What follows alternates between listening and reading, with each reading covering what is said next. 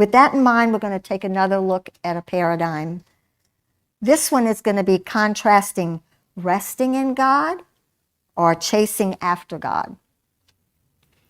Part of the church teaches that we need to chase after God, experiences, His power, visions, and that we should keep seeking those things to get closer to God.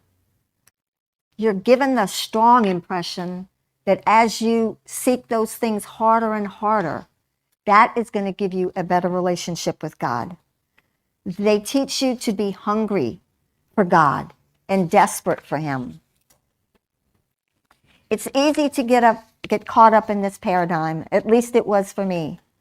But you can see what's going on. I would have never fallen for that if I didn't believe I lacked. I believe I lacked in my relationship with God. I didn't think I was good enough for Him because I thought He was judging me by my behavior. So I was taught that if I wasn't pleasing to God, the way to be pleasing to Him is to chase after Him, to go after Him. When you're taught that God is withholding something from you because you haven't chased after Him hard enough, you really become tempted to be a God chaser. And that's what I was, a God chaser. I know I said a couple of weeks ago, I don't really enjoy traveling, but let me tell you, I travel to chase God. And where the things were that they told me I needed to chase, I was there. Didn't matter what the hardship was, just because I wanted to be closer to God. I wanted to be closer to God. The truth is, God was already inside of me. Where did I have to run to get Him? I could stay in my house. I could stay in my bed. He was with me already. That's right. Have you ever seen a dog chase its tail?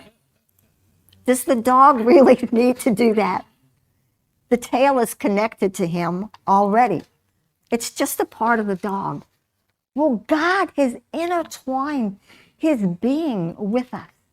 We are braided together with Him, never to be separated. We don't need to chase after God. The truth is, He chases after us.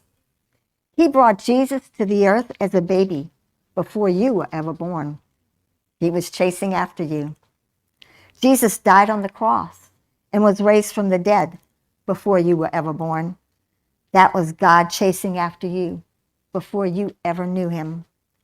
He's already living inside of you. You can rest knowing that He has given you everything you need for life and godliness. You have everything you need in Jesus. You have everything you need in Jesus. There is no need to go running to and fro, trying to find something when you already have it. In my chasing after God days, I got caught up in many things that weren't God, but I didn't realize it for many years. There was a lot of glitter, gold dust, and everyone wanted more. No matter how long and how much I hungered, I never was satisfied. Now, you would think that would have given me a little clue. The clue that I got was that I still wasn't chasing hard enough. I still wasn't hungering hard enough after God. And so I continued in my quest. Harder and harder, more and more. Instead of coming away with the thing that I desired from God, what I found more and more in my heart was, He must be so displeased with me. Because I would watch all these other people having all these awesome experiences, and I didn't always get them. And so I would go home thinking, honest, y'all, I would go home that night thinking, what did I do today that made God upset? Did I not pray long enough? Did I not do this? Did I not do that? Did I do something? This is a horrible way to live. But the reason that I wasn't satisfied, besides that was empty, is I was looking for validation from God in all the wrong places. I was looking at manifestations to tell me whether I was pleasing to God or not, whether he was happy with me. And if I did experience something one day, the next day, I was already needing to be assured again, because he might not be pleased with me that next day. You see how it just gets bigger and bigger, and it's just never ending. The reason that I never could rest, because I thought God judged my behavior. As long as I believed that, there was no way I could ever rest. Experiences and power encounters do not bring truth. Preaching the true gospel is what brings truth and freedom. Nothing could bring me peace and assurance, because I was living in man's paradigm and not God. I'm not saying that God encounters don't exist. I'm saying we shouldn't go chasing after them. I'm saying that we have everything that we need in Jesus, and he's already in us. There's no need to go chasing. God chases us with every good thing we need for life. Once I heard and believed, those two things didn't come together immediately. I had to hear and keep hearing that God was always pleased with me, and he had already given me his righteousness. My need to desperately chase after God went away, and I was finally able to rest. I rested in his acceptance and adoration. That was a huge paradigm shift for me. I went from running to and fro to resting in God, in his peace and his assurance. Another paradigm shift I want to mention this morning is about moving from formulas to being led by the Spirit. I spent a lot of time learning formulas, how-tos, and the 7 steps and the 6 steps to this. And in the circles that I was in at that time spiritually, he was called a father in faith, and he had experienced a mighty move of God, a miracle, and he would write down what he did to get that.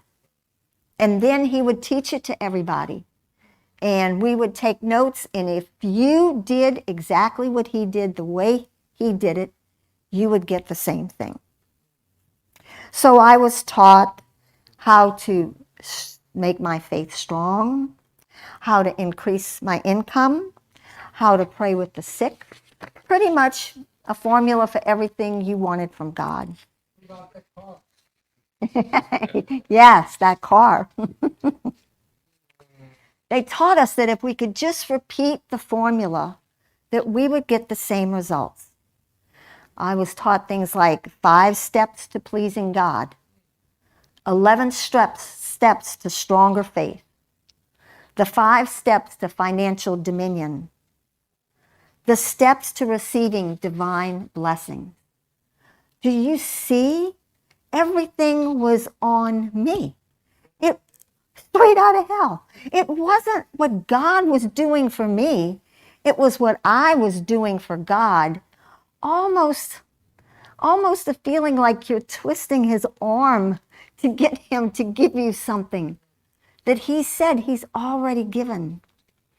And then if it didn't work for you, because they had an answer for that too, it was because your faith wasn't strong enough. And so you just keep doing those 5 steps or 11 steps to stronger faith, and then you keep doing the other things. Give more. And give more, absolutely. Always give more. I ate it up. I trusted in all of it because I was a doer. I was a doer. I'm a busy bee kind of person. I like working. Just tell me what to do and I'm going to do it. And I'm going to rejoice in my results. Oh, boy.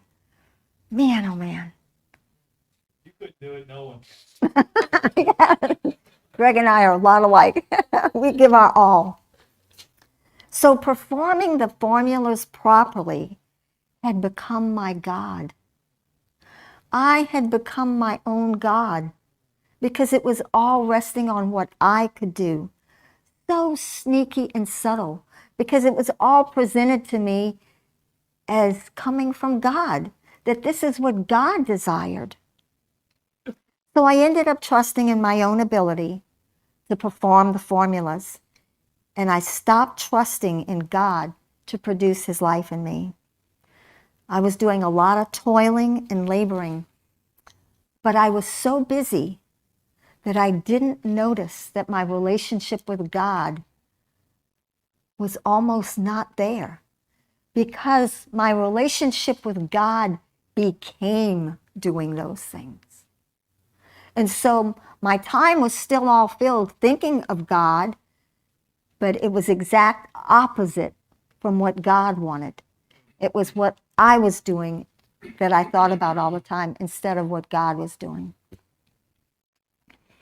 Ephesians talks about not being tossed to and fro and carried about with every wind of doctrine. There is only one gospel. All the others are impostors and try to deceive man into getting their life through their own works. The false doctrines can look good, especially when they're taught in the name of God. Since I've become much more aware of these two different paradigms, I really started talking to Jesus a lot. At the same time that song Talking to Jesus came out, everything, it's like God was chasing me. I mean, he was chasing me so I could trust him enough to let go of some of these things that I thought were him.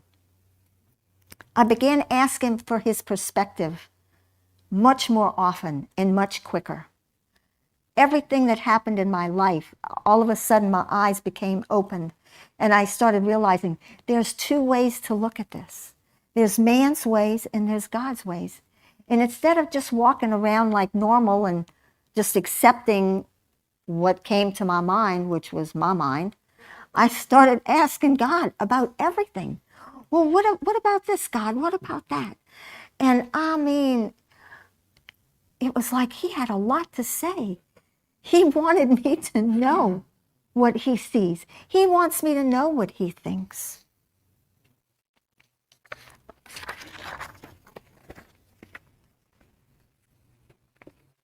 God is always trying to persuade our hearts with his wisdom and his perspective. Out of our heart flow the issues of life. So which paradigm are we living out of? Whichever one we live out of produces fruit from our hearts. The incorruptible seed of God's life will produce his love and joy and peace. The other paradigm, which is a heart that trusts in itself, is filled with labors and toiling. And look at what that produces. Fear, anxiety, hatred, envy, strife, murder. We see the ultimate display of these two paradigms when Jesus was on the cross. The world's paradigm saw a criminal, a liar, proclaiming to be the Son of God. They saw him abandoned by the Father he claimed loved him. They saw him shamed and tortured. They saw an orphan. But let's look at God's paradigm in the exact same situation. God saw he and Jesus and the Holy Spirit as one. They were accomplishing their greatest dream, setting man free from death that was beating and destroying them. The Holy Spirit was there assuring and leading Jesus to green pastures and still waters, restoring his soul so he feared no evil. While he's on the cross, he was being comforted. His cup ran over with God's goodness and mercy. There was no abandonment. Man saw Jesus as weak and overcome by death, a failure, a fraud, rejected and abandoned by God. Even the disciples were confused and didn't understand what was happening. But God saw man being set free from death, having access to his life and immortality. He saw victory over death. He adored Jesus and raised him out of death victorious, and saw Jesus clothed in immortality and glory.